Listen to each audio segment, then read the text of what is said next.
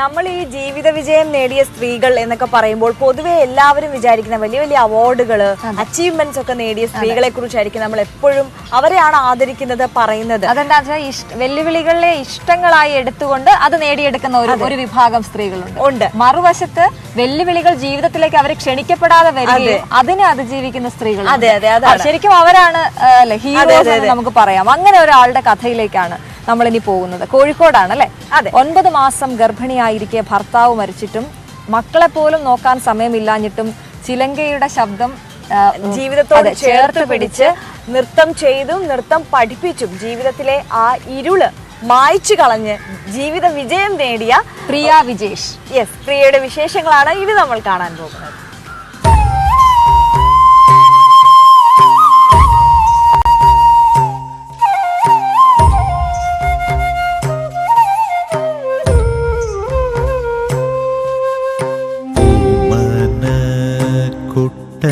ഗോവിന്ദൻ ബലരാമനെ കൂടെ കൂടാതെ കാമിനി മണിയമ്മ തന്നങ്ക സീമനെ ചെന്നു കേറിന. നമസ്കാരം, ഞാൻ ഡോക്ടർ പ്രിയ മേനോൻ, കോഴിക്കോട് ജില്ലയിലെ രാമനാട്ടുകരയിൽ ഗൗരീശങ്കരം ക്ലാസിക്കൽ ഡാൻസ് തെറാപ്പി ഇൻസ്റ്റിറ്റ്യൂട്ടിൻ്റെ മാനേജിംഗ് ഡയറക്ടറാണ്. ഗൗരീശങ്കരം കേരളത്തിലെ ആദ്യത്തെ ക്ലാസിക്കൽ ഡാൻസ് തെറാപ്പി ഇൻസ്റ്റിറ്റ്യൂട്ടാണ്. ഇന്ത്യയിൽ തന്നെ ആദ്യമായാണ് ക്ലാസിക്കൽ ഡാൻസ് തെറാപ്പി എന്നുള്ളൊരു കാര്യം ഗൗരീശങ്കരം ഇൻട്രൊഡ്യൂസ് ചെയ്യുന്നത്. നമ്മുടെ നാട്ടിൽ ഏറ്റവും കൂടുതൽ സ്ത്രീകൾ പഠിക്കുന്ന സ്ഥാപനം, കേരളത്തിലെ ആദ്യത്തെ ഡാൻസ് തെറാപ്പി ഇൻസ്റ്റിറ്റ്യൂട്ട്, ഇങ്ങനെ കുറേ ബഹുമതികൾ ഗൗരീശങ്കരത്തിന് സ്വന്തമാണ്. ഇതിപ്പോൾ 10 വർഷമായിട്ട് ഇവിടെ പല ഏജിലുള്ള 3 മുതൽ 73 വയസ്സ് വരെ പ്രായമുള്ള ഏകദേശം 350ഓളം സ്ത്രീകൾ ഡാൻസ് പഠിക്കുന്ന, ഡാൻസ് തെറാപ്പി ബെനിഫിറ്റ് ഉൾക്കൊള്ളുന്ന, ഇപ്പോഴും ക്ലാസ് നടന്നു പോകുന്ന ഒരു സ്ഥാപനമാണ് ഗൗരീശങ്കരം.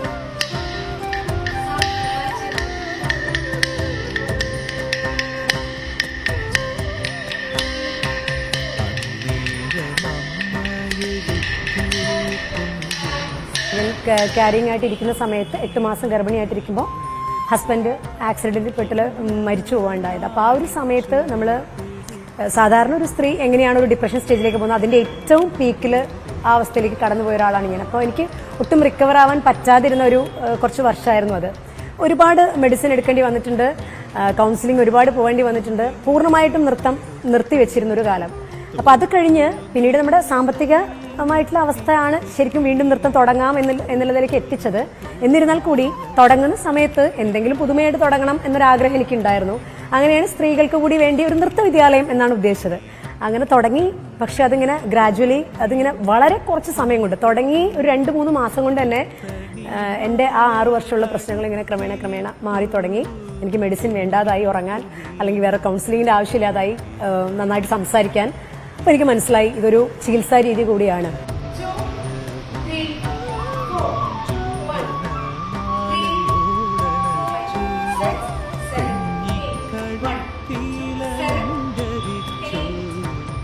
ഇവിടെ ഇപ്പോൾ 3 വയസ്സ് മുതൽ, ഞാൻ പറഞ്ഞല്ലോ നേരത്തെ, 73-74 വയസ്സ് വരെ റേഞ്ചിൽ ആളുകളുണ്ട്. ഇതിൽ കുട്ടികൾ നോർമൽ ഡാൻസ് ക്ലാസ്സിൽ വരുന്ന കുട്ടികളുണ്ട്. അവർക്ക് പിന്നെ സാധാരണ ഡാൻസ്, അതിൻ്റെ കൂടെയുള്ള കുഞ്ഞു വംസ് മാത്രം മതി. പക്ഷേ ഒരു 18 വയസ്സിന് മേലെയുള്ള 73-74 വയസ്സ് വരെയുള്ള ആളുകൾക്ക് കംപ്ലീറ്റ് ഡാൻസ് തെറാപ്പി തന്നെയാണ് എടുക്കുന്നത്. ഡാൻസ് തെറാപ്പി എന്ന് പറയുമ്പം പ്യോർ ക്ലാസിക്കൽ ഡാൻസ് ആണ് എടുക്കുന്നത്. അതിപ്പോൾ എത്ര പ്രായമുള്ള ആളായാലും അയാൾക്ക് ഇനി ഒരു സ്റ്റെപ്പ് കുറച്ചെടുക്കാം എന്നുള്ളൊരു പോളിസിയെ ഇവിടെ ഇല്ല. ഒരു കുട്ടി എങ്ങനെ ഡാൻസ് ക്ലാസ്സിൽ പഠിക്കണം അതേപോലെ തന്നെ കംപ്ലീറ്റ് അടവുകളും കലാക്ഷേത്ര ബാണിയിൽ ഭരതനാട്യമാണെങ്കിൽ അങ്ങനെ ഫോളോ ചെയ്ത് തന്നെ എടുക്കുന്ന ഒരു ക്ലാസ്സാണ്. പ്ലസ് അഡീഷണൽ ആയിട്ടാണ് അവർക്ക് ഈ വാമപ്സ് വെച്ചാൽ ലേഡീസ് ഓറിയൻറ്റഡ് ആയിട്ടുള്ള അസുഖങ്ങൾക്ക് വേണ്ടിയിട്ടുള്ള വാമപ്സ് ആണ് കൂടുതലായിട്ട് കൊടുക്കുന്നത്. ഇപ്പം പൊതുവേ മനുഷ്യർ നമുക്കൊക്കെ കാണുന്ന സ്ട്രെസ് അല്ലെങ്കിൽ ഡിപ്രഷൻ അല്ലെങ്കിൽ യൂട്രസ് റിലേറ്റഡ് ആയിട്ടുള്ള പ്രശ്നങ്ങൾ, പീരിയഡ്സ് ഓറിയൻറ്റഡ് ആയിട്ടുള്ള പ്രശ്നങ്ങൾ, ഇങ്ങനത്തെ ഇപ്പോൾ ഇവിടെ ക്യാൻസർ പേഷ്യൻസ്, അതുപോലെ ലിവറിന് പ്രോബ്ലം ഉള്ള ആളുകൾ, ഇങ്ങനെ ധാരാളം ആളുകൾ ദിവസേന ഇവിടെ ക്ലാസ്സിൽ വന്ന് പോകുന്നുണ്ട്. അപ്പോൾ എല്ലാവർക്കും അത് ഉപകാരപ്പെടുന്നു. ഇവിടെ വന്ന ഒരാൾക്ക് പോലും ഈ ഒരു ഡാൻസ് ക്ലാസ്സിന് ആ ഒരു ബെനിഫിറ്റ് അനുഭവിക്കാതെ പോകേണ്ടി വന്നിട്ടില്ല എന്നുള്ളത് എന്നെ സംബന്ധിച്ച് വലിയ സന്തോഷമാണ്. മാത്രമല്ല ഏറ്റവും പ്രധാനമായിട്ട് പറയുന്ന ഒരു കാര്യം, ഇവിടെ വന്നാൽ ഏറ്റവും 100% ഞാൻ അവർക്ക് ഗ്യാരണ്ടി കൊടുക്കുന്ന ഒരു കാര്യം, അവർ ഹാപ്പി ആയിട്ടിരിക്കും എന്നുള്ളതാണ്. അവർക്കൊരു ഹാപ്പിനെസ് കൊടുക്കാൻ എനിക്കും ഗൗരീശങ്കരത്തിനും പറ്റുന്നുണ്ട്.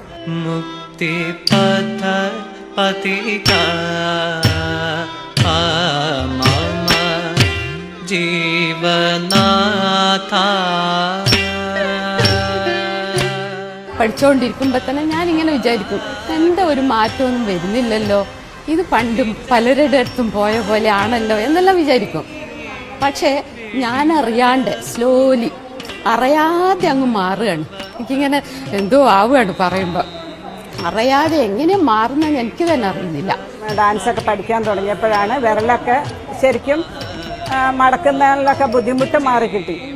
പിന്നെ മാനസികമായിട്ട് വളരെ സന്തോഷമുണ്ട്. കുറേ പേരുടെ കൂടെ ജോയിൻ ചെയ്തിട്ട് ഇങ്ങനെ ടീച്ചറുടെ സപ്പോർട്ടും ഡാൻസൊക്കെ ചെയ്യാൻ ഈ പ്രായത്തിലും സാധിച്ചതിൽ വളരെയധികം സന്തോഷമുണ്ട്. വെടിഞ്ഞതോ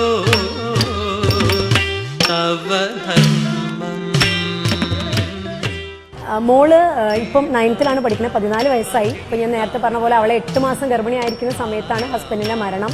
അപ്പം അതിന് മുമ്പേ തന്നെ വളരെ രസകരമൊന്നും അല്ലാത്തൊരു കാലഘട്ടത്തിലൂടെയൊക്കെ ജീവിച്ചു പോകുന്ന ഒരാളാണ് ഞാൻ. അതിലിപ്പോൾ കുട്ടിക്കാലമായാലും അതിന് ശേഷമായാലും ഒക്കെ അങ്ങനെ തന്നെയാണ്. അപ്പം അതിൻ്റെ കൂടെ ഈ ഹസ്ബൻഡിൻ്റെ ഒരു ദുരന്തം കൂടി വന്നപ്പോൾ താങ്ങാൻ പറ്റാതായി പോയതാണ്. അപ്പം നോർമലി നമുക്ക് ചിന്തിച്ചാൽ 8 മാസം ഗർഭിണിയായിരിക്കുന്ന ഒരു അവസ്ഥയിൽ ഇത് പറ്റി നമ്മൾ ഡിപ്രഷൻ സ്റ്റേജിലേക്ക് പോകുമ്പോൾ ഭക്ഷണം നേരാവണ്ണം കഴിക്കില്ല, കുട്ടിയുടെ ഡെലിവറി തന്നെ മര്യാദയ്ക്ക് നടക്കുമോ എന്നുള്ളത് പേടിയായിരുന്നു. പക്ഷേ ദൈവസഹായത്തിൽ എനിക്ക് വളരെ ആരോഗ്യവതിയായിട്ട് മോളെ കിട്ടി. പക്ഷേ അവൾ കുഞ്ഞാകുമ്പോൾ എൻ്റെ ആ ഒരു ഡിപ്രഷൻ എല്ലാം അവളെയും ബാധിച്ചിരുന്നു. അവൾ ഡിപ്രഷൻ അല്ല, അവൾ കുറച്ച് മൂടിയായിരുന്നു, കുറച്ച് പിൻവലിയുന്നൊരു സ്വഭാവക്കാരിയായിരുന്നു.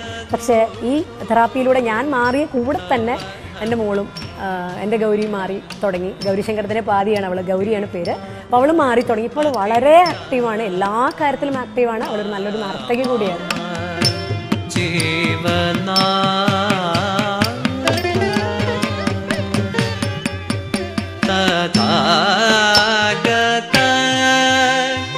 നിജധർമ്മ പത്നിയെ വെടിഞ്ഞതോ തവ ധർമ്മം മുക്തിപഥ അധികാര